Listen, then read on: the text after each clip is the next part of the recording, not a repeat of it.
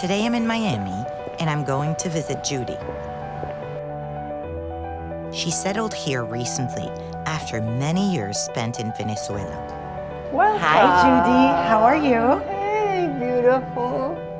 So good to see you again, Leslie. You're prettier now than you were before. Oh, thank you so much. That's I'm so seeing nice. better, that's why. Thank you so much. Judy was born in 1938 in a village that at the time was part of Czechoslovakia.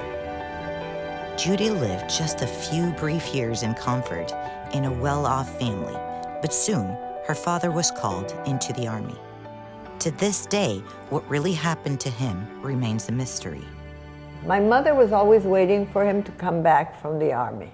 Shabbat, at the table, your father might come today, if not today, tomorrow, he will come back. Because postcards kept coming. I am well, I will see you soon. Love you all. And the postcards were not postmarked. My grandmother already knew that he was no longer alive. My mother always said, I'm not sure this is his handwriting.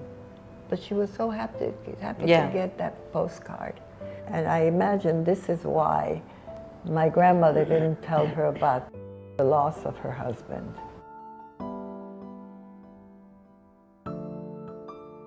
I was 6 years old when I was separated from my family.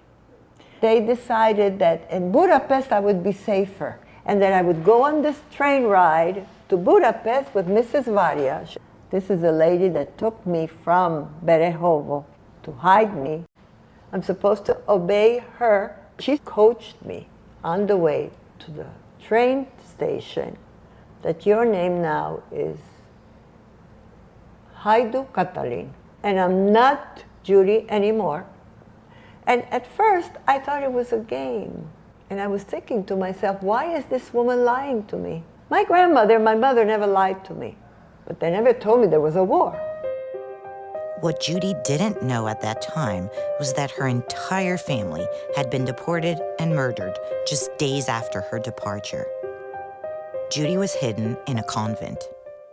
The big gates open with a big screech, and two ladies come, dressed in black all the way down, and this beautiful white headdress.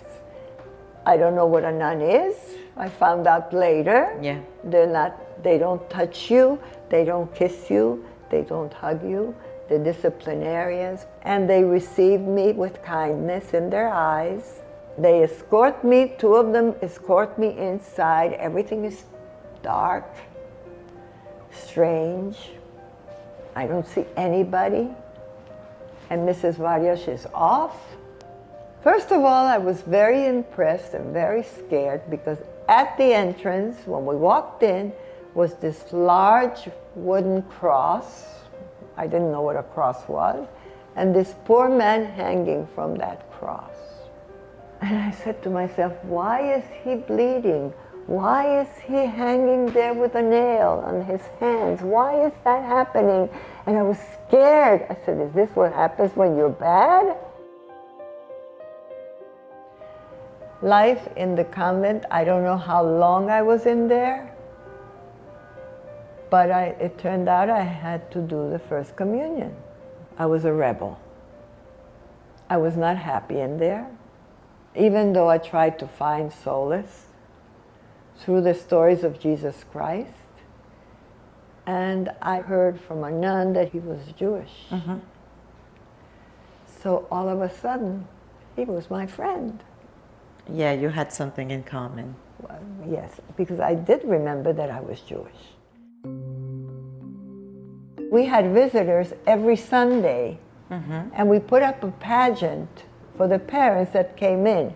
I never had any people coming in because there was nobody. And at the end of the show, the girls would come down and go and be with their family. But they kept me on stage singing and dancing and reciting poems and telling jokes. And I couldn't understand. And the other girls were angry at me because they wanted to stay on stage also, but no, they were shooed off and I was left alone. I realized why they did that. Not to feel bad, that I had no visitors. Weren't they amazing? Yeah. They were amazing. Really, really saviors. At the end of the war, an uncle and an aunt, the only survivors of her deported family, came to find her at the convent. One day the nun comes and says, there are 2 visitors for you. And so I see this young girl, no hair, and a young man. I didn't recognize them until she hugs me. My mother, her, my grandmother, all the women in my family hugged like this. And when she starts speaking to me, then the language starts coming back. And she says, I'm Judy. I remember a beautiful girl, my Aunt Susan. She was in Auschwitz working for a full year. And my Uncle Eugene, who was always chubby. And the dimples, I remembered him with dimples. We all had dimples. No more dimples. No more dimples. But he smiled and hugged and made jokes, and now we're going to go home. And I figured we're going to go home. Home. No. There was nothing and no one left to return to in her home village. So Judy and her uncle settled in Budapest, but Judy kept living a hidden life. Because I could not be enrolled in school, I had no papers, and there was still a big time fear of Jewish people, for Jewish people. My uncle hires, he was big and everything, a governess to teach me at home. Oh. In the mornings and in the afternoons to take me to the opera, to the movies, if it was an educational movie, to take me to a park, to a zoo, like that, to keep me entertained. Never with other children. What saved you during the war? Innocence. The fact that I was not told there was a war and explained to me as a war, people getting killed, or what is killed, I have no idea.